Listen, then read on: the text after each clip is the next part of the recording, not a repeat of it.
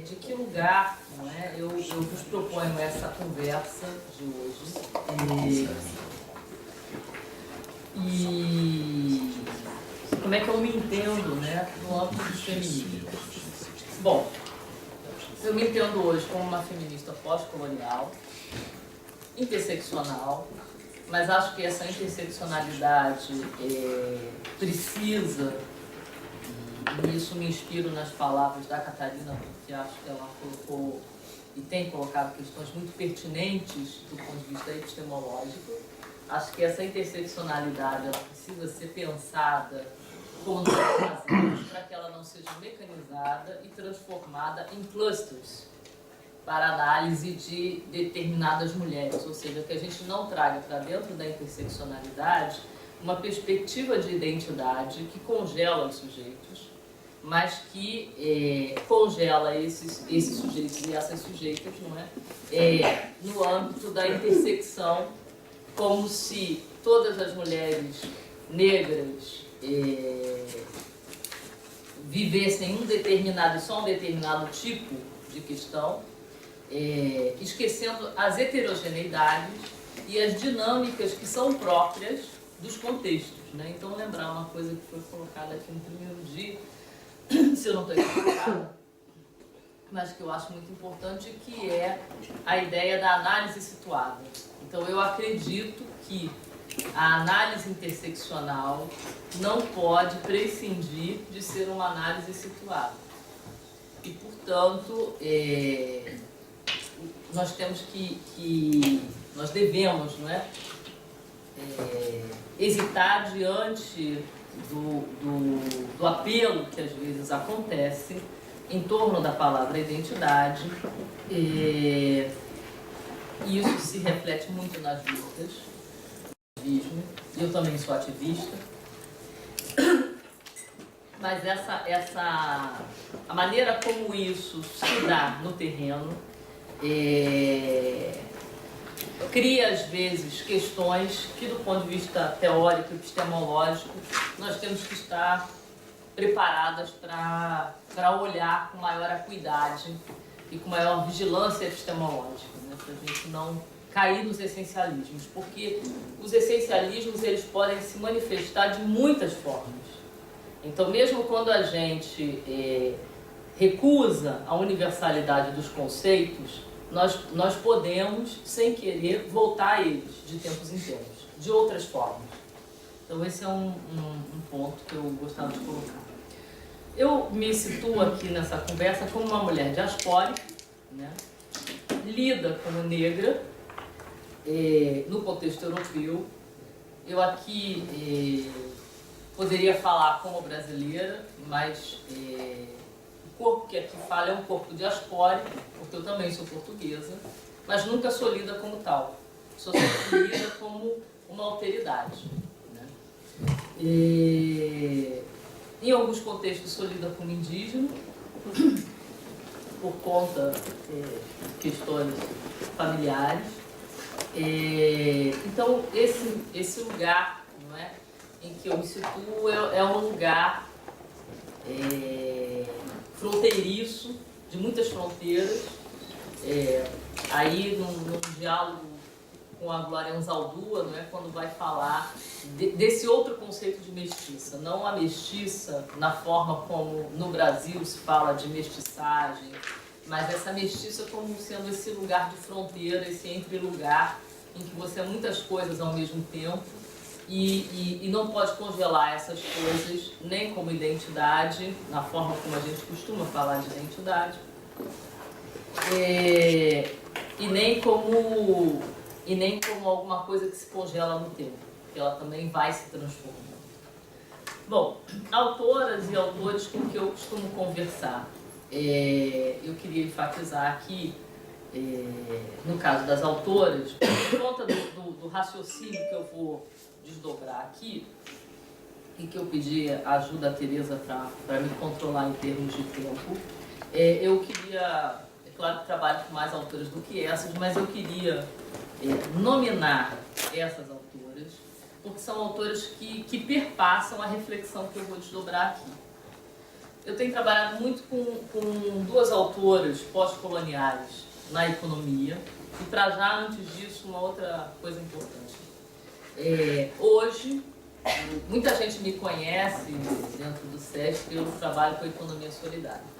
Mas, na verdade, tem um lugar teórico, né, onde eu me situo e eu gostaria de colocar esse lugar teórico.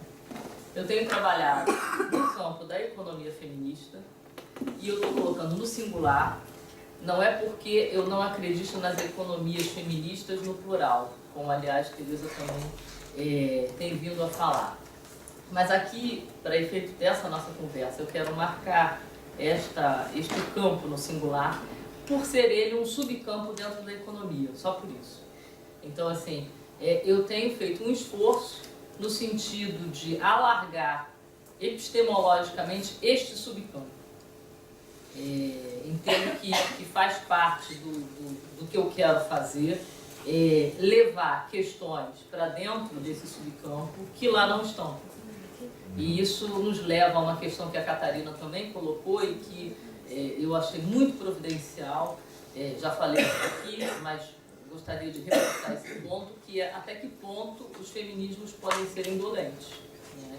E a economia feminista, como subcampo, pode ser muito indolente.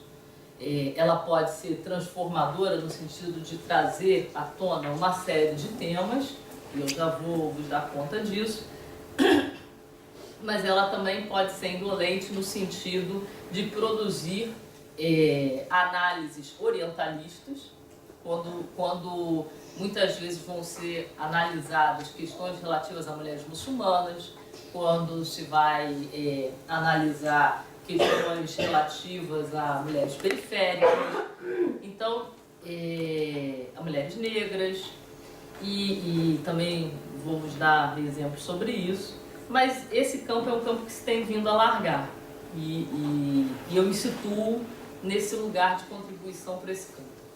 Um outro campo no qual eu tenho vindo a trabalhar é o da estética feminista, que eu de novo coloco no singular, por ser um subcampo da filosofia.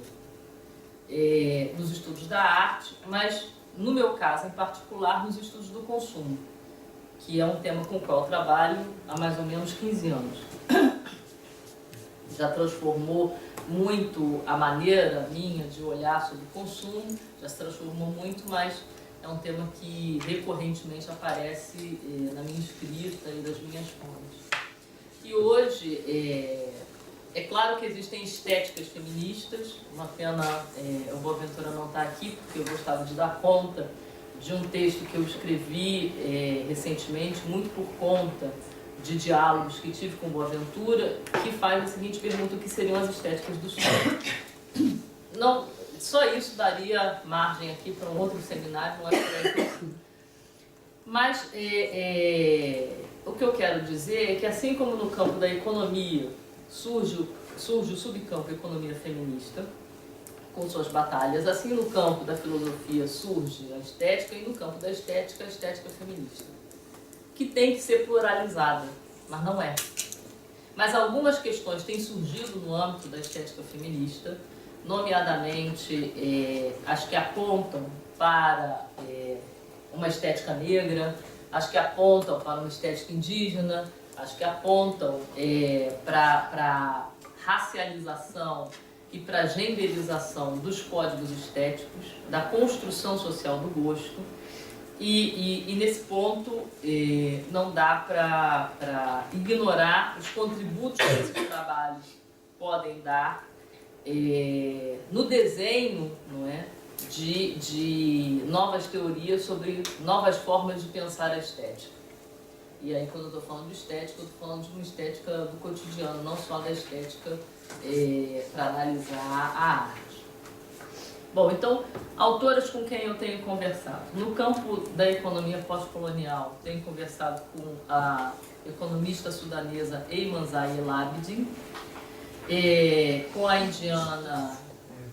esses nomes não estão aqui. Não estão aqui. Mas estão nos textos. Estão nos textos, nas referências da Luciana. Estão todas. Vocês têm acesso aos textos que estão na plataforma. Mas num dos textos, isso estou ficando ligado. Num dos textos que eu pus para vocês, que está em português, que deve ser a economia feminista pós-colonial, essas referências estarão todas lá. Então, vocês têm acesso não só aos nomes dessas teóricas e ativistas, mas também às obras, né, mais definidamente de que eu estou vindo a falar. Mas eu queria só citar o nome delas, porque em geral a gente cita no meio da fala, e no meio da fala às vezes a coisa fica perdida e eu acho que tem que dar um espaço, né, de visibilidade para essas mulheres. Então, a economista sudanesa Ayman Zahir El-Abidine, a socióloga Essie Charushla, que é indiana, a Aftabra, que é uma socióloga pós-colonial que tem trabalhado muito com a questão da diáspora, com a questão da forma como nós devemos pensar interseccionalmente os nossos debates sobre identidade. As duas que costumam escrever juntas, uma infelizmente faleceu recentemente, que são geógrafas feministas, não é? Gibson Graham, uma delas faleceu. Isabelle Hillenkamp, que é uma autora com quem eu tenho tido o privilégio de trabalhar mais proximamente. Ela é uma autora francesa, mas ela tem uma escolha e uma perspectiva nitidamente em afinidade com o que a gente chamaria de feminismos do Sul. Então, Isabelle Hillenkamp é uma pessoa com quem eu tenho mesmo muita afinidade teórica, temos escrito coisas juntas, e é uma pessoa que influencia o que eu vou dizer hoje. Acho que é importante no campo da economia feminista, embora haja diferenças, não é? Porque eu não penso a partir do norte, eu penso a partir do sul, mas acho que é importante aqui lembrar Julie Nelson e Marianne Ferber, que escreveram o primeiro livro nesse campo, não é? Que é Para Além do Homem Econômico, e depois, 10 anos depois, escreveram uma nova edição desse livro, e acho que é um ponto importante a referir aqui. A Oeironke Oyeyumi, que também a Catarina referiu, que é uma autora importante para mim, na medida em que nos mostra, tanto ela quanto a Maria Lugones, de maneiras diferentes, que os conceitos, mesmo o próprio conceito de gênero, não é? Eles precisam ser colocados à prova, no sentido de serem pensados, refletidos nas suas construções contextualmente. Não é? Então, quando a Oeironke vai falar sobre o conceito de família, não é? Ela vai nos mostrar que a maneira como a gente pensa família universalmente não dá conta de diversos arranjos e diversos modos de pensar a palavra família. Então, a universalização de determinadas categorias tem efeitos concretos na nossa capacidade de visualizar e analisar coisas. Então, esse convite dela para que a gente pense, para que no âmbito de uma filosofia, de um pensamento africano, e aí eu estou usando o africano no seu sentido mais amplo, né? Na sua diversidade, entendendo que é um pensamento heterogêneo e diverso, essa academia não pode utilizar preceitos que, de certa maneira, reproduzem uma lógica de construção de sentido que não refere às sociedades sobre as quais as análises são feitas. Então, essa advertência da Oyeyumi e também a advertência da Maria Lugones de que existe um sistema moderno ocidental de gênero com problemas inerentes a ser um sistema moderno ocidental de gênero, mas que não pode ser universalizado porque as questões podem ser outras em outros contextos, me parece uma advertência epistemológica e teórica muito importante para a gente ter em conta. Então, elas atravessam muito o meu trabalho. A Glória Anzaldúa, com essa ideia de entrelugar, que eu acho muito importante essa ideia de ser na fronteira, né? E o próprio repensar do que é uma fronteira, do que é constituir-se na fronteira. E essas fronteiras, obviamente, são nesse caso, né, elas são materializadas nos corpos, mas elas são simbólicas, né, e são moventes. A Cecília Rio, que é uma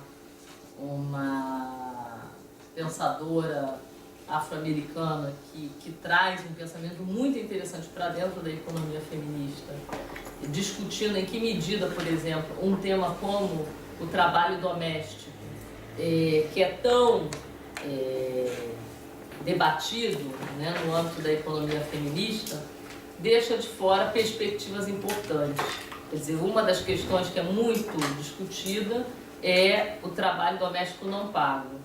Ora, a questão do chamado bargaining power, a capacidade de você discutir, não é, a partição de tarefas, de você poder se colocar numa outra posição. E a Cecília Rio vai mostrar como o trabalho doméstico, se for visto pelos olhos, pelas lentes das mulheres negras, muitas das mulheres negras, a questão de ser ou não ser pago não é a questão que mais se coloca. O que se coloca muitas vezes é a exploração dos corpos das mulheres negras pelas mulheres brancas. Então, assim, e aí a Cecília Rio faz um texto maravilhoso, que eu recomendo profundamente, por isso é uma das bibliografias, uma das referências bibliográficas que eu sugeri, porque é um texto que toca muito nessa figura. E que mostra como, que é aquilo que eu quero evidenciar é isso, como certas agendas desaparecem em nome de uma suposta agenda comum. E essas agendas que desaparecem são agendas importantes que precisam ser reiteradamente colocadas até para rever o que é que se entende por debate do trabalho doméstico. Isso só para colocar o caso do trabalho doméstico.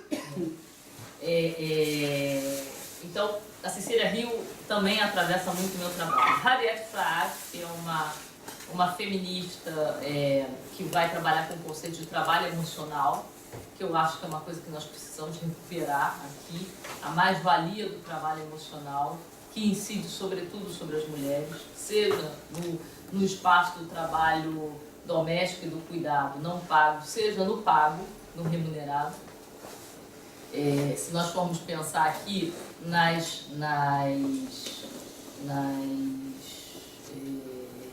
empregadas domésticas, se nós formos pensar aqui nas cuidadoras de idosos, se nós formos pensar aqui nas babás, que são pessoas cujo trabalho tem que ser atravessado por um bem-servir. Então, esse bem-servir você deixa seus problemas do lado de fora e você tem que estar sorrindo, você tem que estar cuidando, você tem que estar pondo um emocional nesse trabalho que você faz. E o trabalho, quer dizer, se já existe uma mais-valia, não é, a ser considerada no trabalho em si, essa mais-valia que vem relacionada a esse trabalho emocional dele, então, ninguém fala. Então, eu acho que tem um texto da Harriet Fraad, eu sei que estou demorando um pouco nesse tempo, mas eu gostava de partilhar essas referências com vocês, porque são referências que eu acho que são transformadoras, né? A Harriet Fraad, ela tem um texto maravilhoso chamado The Exploitation of Love, né? A exploração do amor. E eu acho que é um texto que nos ajuda a perceber essa dimensão do trabalho, essa dimensão da mais-valia e como é que ela se manifesta, sobretudo, nos corpos das mulheres. E mais ainda nos corpos das mulheres negras ou das mulheres imigrantes.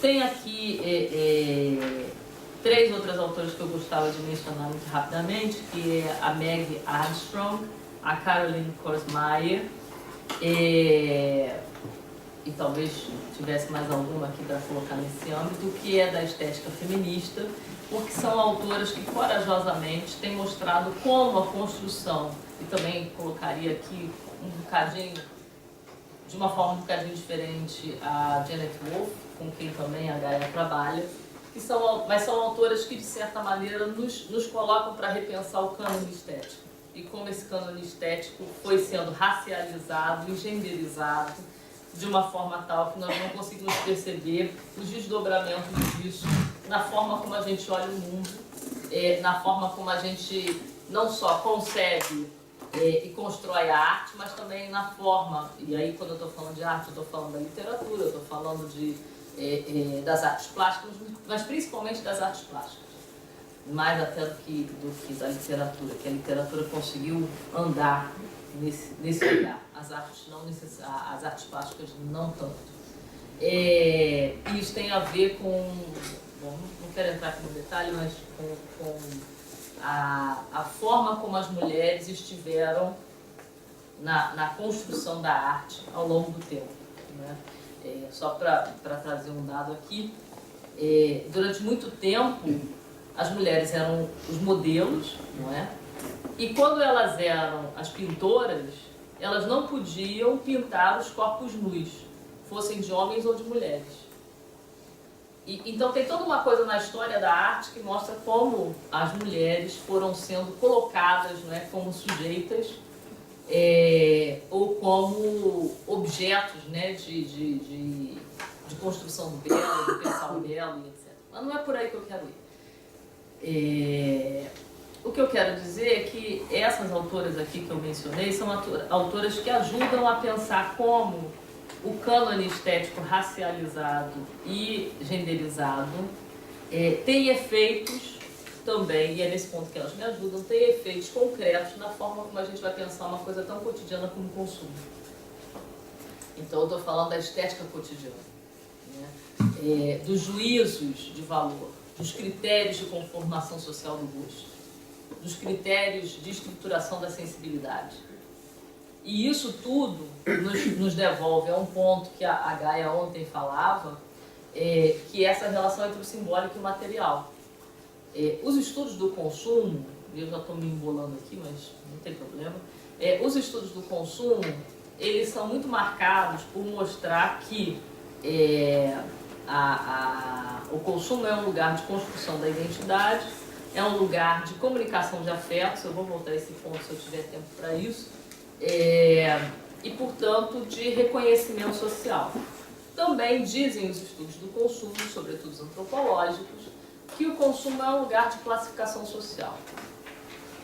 Qual é o ponto que eu gostaria de desenrolar aqui como segundo elemento, né? Porque são duas hipóteses que eu gostaria de desdobrar aqui, mas essa em relação ao consumo, é de que o consumo é um lugar onde essa conformação social do gosto tem efeitos materiais nos corpos das mulheres.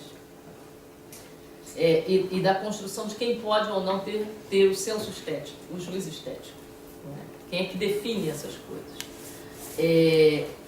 E nesse ponto há uma ponte que nunca foi feita, né, que eu tenho vindo tentada a fazer, que é a ponte entre esse simbólico e o material, porque a antropologia do consumo sempre trabalhou muito com essa coisa do simbólico. Olha para a classificação social, mas como se fosse um dado de realidade. Para mim isso não é um dado de realidade. E nesse ponto é que eu venho convocar o pensamento do Boaventura, porque, na verdade, essa classificação social, que é um traço inerente do consumo, é um aspecto que permite e legitima a construção de hierarquias sociais. Então aqui, a classificação, ela pode ser pensada não como um dado de realidade, mas ela deve ser pensada como o elemento que constrói hierarquias raciais, hierarquias de gênero, hierarquias relativamente à identidade sexual, na conformação de uma heteronormatividade e obviamente, hierarquia de classe, não é?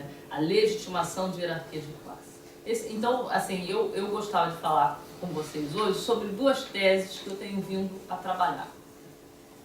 A primeira tese, que não tem nada a ver com consumo, e que está na esteira da discussão da economia feminista que eu vos dizia no início, é de que há uma ideia que nós precisamos colocar sobre a mesa e discutir, que é a suposta universalidade de uma cisão entre o doméstico e o econômico. Então essa é uma tese que eu tenho vindo a defender, da necessidade de se questionar essa suposta universalidade. Algumas autoras, como é o caso ai meu Deus, esqueci o primeiro nome dela, acho que é Linda Nicholson, e que depois isso vem sendo atualizado pela Anne Jennings, e vão trazer o Paul Polanyi para conversar com elas e tal. Mas pronto, o que eu quero dizer é que assim, há feministas que trabalham em cima dessa cisão, dizendo que essa cisão produziu ou ajudou a produzir a invisibilidade das mulheres. O que eu venho tentando mostrar, e assim, é importante, para não colocar a culpa nessas mulheres, a responsabilidade, melhor dizendo, nessas mulheres, é importante dizer que elas fizeram análises contextuais. Mas, subjacente a muito do que se lê sobre a questão da economia feminista, vez por outra aparece essa cisão entre o doméstico e o econômico. É preciso entender que essa cisão, ela faz parte, no âmbito do que conhecemos como pensamento pós-colonial, dessa ideia, não é, do que é o particular e do que é construído como particular e do que é construído como universal. Porque, e aí eu lembraria o Dipesh Chakrabarty quando ele vai falar da necessidade de provincializar a Europa. É necessário provincializar os conceitos, é necessário entender como é que eles acontecem em determinados contextos ou como eles não acontecem. E nesse caso, o que eu vos convido a pensar é que essa cisão entre o doméstico e o econômico, ela não pode ser entendida como uma realidade universal, sob pena de nós transformarmos em particularidade ou em residualidade realidades outras em que a economia é essencialmente doméstica, como é o caso das mulheres indígenas, em que essa cisão entre o doméstico e o econômico nunca existiu. Nunca existiu para a comunidade indígena. Eu não estou falando só das mulheres indígenas. Então, isso nos remete a um conceito de incrustação e desincrustação do Paul Polanyi, que nos ajuda a perceber melhor algumas categorias e a pensar de uma forma mais alargada o que é o econômico. Então, a primeira tese que eu gostava de desdobrar um bocadinho, porque como vocês viram, tem muita coisa aqui em cima da mesa, mas a primeira tese é essa, né, de que é preciso, no âmbito da economia, nós proporcionarmos um alargamento epistemológico do sentido da economia, colocando em xeque algumas ideias que são meio que default, e uma delas é essa cisão entre o econômico e o doméstico. A segunda hipótese, que vai na direção do consumo como prática econômica, que é de que o consumo é um discurso e uma prática genderizada e racializada, com efeitos concretos sobre os corpos das mulheres. No caso da minha pesquisa mais atual, eu tenho me interessado particularmente pela Europa negra, ou seja, por aquela Europa que é o Sul, e que também, em diálogo com o que a Gaia dizia ontem, confronta um imaginário de Europa que não comporta alguns corpos, porque esses corpos sempre serão lidos como alteridade, né? E isso tem um reflexo no consumo em coisas tão simples como, por exemplo, um texto que eu li outro dia de um afro-sueco que falava sobre a experiência de andar numa determinada cidade. E isso é muito interessante porque a gente pode pensar o consumo como sendo uma coisa, consumo de água, de copo, de chapéu, de roupa, né? Mas o consumo, na verdade, é dos sentidos sociais que estão por trás das coisas. E essa ideia faz toda a diferença. Porque aí nós podemos pensar, por exemplo, que o ato de caminhar numa cidade é consumir o espaço. A sua mobilidade, a sua condição de mobilidade no espaço também tem a ver com o consumo. De uma forma de lazer, de uma forma de estar no mundo, de uma forma... Porque caminhar na Suécia tem um significado. Agora, pode um corpo negro caminhar, um corpo negro nascido na Europa, portanto, sueco, um afro-sueco, pode usufruir do espaço da mesma forma que aquele corpo branco que circula, né? Então, estamos falando como nós, como corpos, podemos ser tolhidos, né? Naquilo que fazemos, naquilo que experienciamos, naquilo que comunicamos como sendo nosso, naquilo que simbolicamente queremos agregar nessa tal construção de identidade que o consumo promete. Então, essa intervenção, ela me interessa. Portanto, a segunda tese que eu desdobro é essa. E como desdobramento dessa segunda tese é uma outra que pode haver um consumo emancipatório? Pode haver um consumo diferente? E a minha tese é de que sim, mas esse consumo precisa prescindir de uma coisa que vai ser muito difícil se nós estivermos falando das articulações, como dizia o Boaventura, e a Teresa reforçava isso na fala dela, entre colonialismo, patriarcado, heteropatriarcado e capitalismo. Por quê? Porque quando a gente vai pensar o consumo, seria interessante a gente trazer aqui para esse debate o pensamento de Pierre Bourdieu, que vai dizer no seu livro La Distinction que o consumo classifica o classificador. Quando ele vai dizer isso, ele vai dizer que é inerente ao consumo a distinção social, ou o desejo de distinção social. Claro está que há uma diferença, infelizmente, que há entre os atuais estudos do consumo numa perspectiva antropológica e a perspectiva de Pierre Bourdieu, que é muito mais crítica. E assim, eu não estou dizendo que os estudos antropológicos do consumo não têm relevância, mas eu estou dizendo que carece daquilo que estamos a valorizar aqui, que é justamente esse sentido crítico que nos permite ver como a emancipação social pode ser restringida em diferentes contextos. E o consumo é um deles.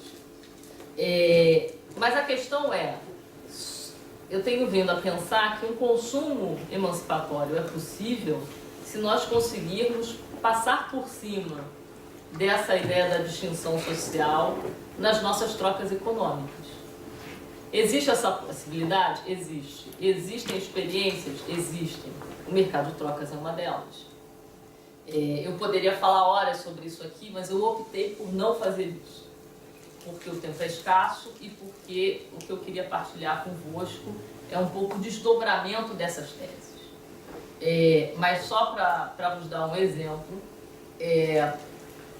quando a gente pensa no mercado de trocas, por que compramos determinadas coisas? Eu, em geral, dou esse exemplo e acho que esse exemplo vai, se calhar, ajudar-nos a entender em que ponto eu quero chegar. Tenho escrito sobre isso, tem um texto que vai ser publicado agora sobre esse tema, que é uma experiência que eu tive com uma pessoa que eu entrevistei numa investigação que eu fiz, que era uma boia fria, que frequentava o mercado de trocas, que me conta a história da vida dela e que ela faz tapetes. Que é uma boia fria? Obrigada. Uma boia fria é uma trabalhadora rural, não é? Que recebe pelo quanto ela corta de cana ou colhe o algodão e tal, é pela quantidade de trabalho que faz por dia. E boia fria porque a comida que ela come é a comida fria, né? A boia é a comida. Bom, mas o que eu quero contar para vocês, por exemplo, é que na conversa que eu tive com essa artesã, que me marcou muito a vida, uma coisa me chamou muita atenção, que foi essa mulher, ela fazia tapete, não é? E esses tapetes estavam bastante distantes do que talvez vocês fossem encontrar num shopping se fossem comprar um tapete. Essa é uma questão que se coloca dentro da economia solidária. Eu não vou discutir aqui hoje a economia solidária. Mas o que me interessa aqui dizer é que me chamou a atenção que várias pessoas comprassem um tapete dessa mulher, encomendassem tapetes para essa mulher. E o que eu descobri no meio do caminho sobre isso, que eu queria partilhar convosco? Que comprar o tapete dessa mulher era a diferença entre você ser um neófito ou você ser alguém que pertencia a grupo. Portanto, o que importa nesse consumo é a ligação, a manutenção de um laço social dentro de uma coletividade. Portanto, é uma outra forma de pensar o consumo. Uma outra coisa é qual é o critério, qual o juízo de valor que é colocado ali, qual é a conformação do gosto que é colocada ali. E aí é interessante trazer a Janet Wolff, né, que ela vai falar sobre, numa perspectiva pós-estrutural, a gente pensar a questão da partilha, da possibilidade de partilha com um coletivo, né, do sentido do que é o belo. Esse belo como sendo produto de uma negociação de sentido. Esse belo como produto de uma negociação de sentido, aí é o limite, né, da Janet Wolff, com uma comunidade expert. Não para mim. Para mim, eu tento levar adiante esse pensamento da Janet Wolff, no sentido de pensar que realmente o belo pode ser uma construção comunitária, negociada, em que o belo passa a ser aquilo que traz a história do outro por trás. E por isso é uma outra sociabilidade, uma outra racionalidade que acontece, por exemplo, nesses espaços do mercado de trocas. Eu estou falando mercado de trocas, mas eu poderia falar de uma série de outras coisas. E o que eu quero dizer é que esta estética subalterna e insurgente, já cheguei nos 35 ou já cheguei no final? 35. Então estou bem. Essa estética insurgente, essa estética que eu chamaria de estética do Sul, ou estéticas do Sul, para usar aqui o plural que vai bem, que tem a ver, essas estéticas do Sul, elas são estéticas porque elas trazem uma outra conformação do gosto e, para fazer a correlação com o consumo, uma outra lógica de pertença, que não é a pertença pela distinção em relação à alteridade, porque no consumo capitalista eu sou porque sou diferente de você, né? Então, ao mesmo tempo que eu sou junto com um grupo, né? E aí tem a ideia do pertencimento, da pertença, tem também a ideia de me distinguir no conjunto dos meus. Então, assim, como ultrapassar essa questão burguesiana, né, do gosto que classifica o classificador? Então, é possível, enquanto a gente tem se debruçado muito sobre o consumo como uma questão do acesso ou do excesso, eu vos convido a pensar o consumo como uma lógica que tem que ser pensada por dentro. Do contrário, vai ser difícil a gente pensar práticas econômicas, quando estamos falando dessa finalização da cadeia, não é? Que seja de outra forma. E esse é um dos gargalos, inclusive, eu disse que não ia falar, mas só esse pontinho, esse é um dos gargalos da economia solidária. Porque como é que você coloca para escoar uma produção se na hora de pensar o consumo, as ideias que nutrem esse imaginário do consumo ainda são muito atravessadas, não é, por um consumo para o mercado. Então, acabei invertendo as coisas, mas acho que deu para vocês entenderem um pouco qual é a ideia que eu estou colocando aqui sobre a questão do consumo. Eu poderia falar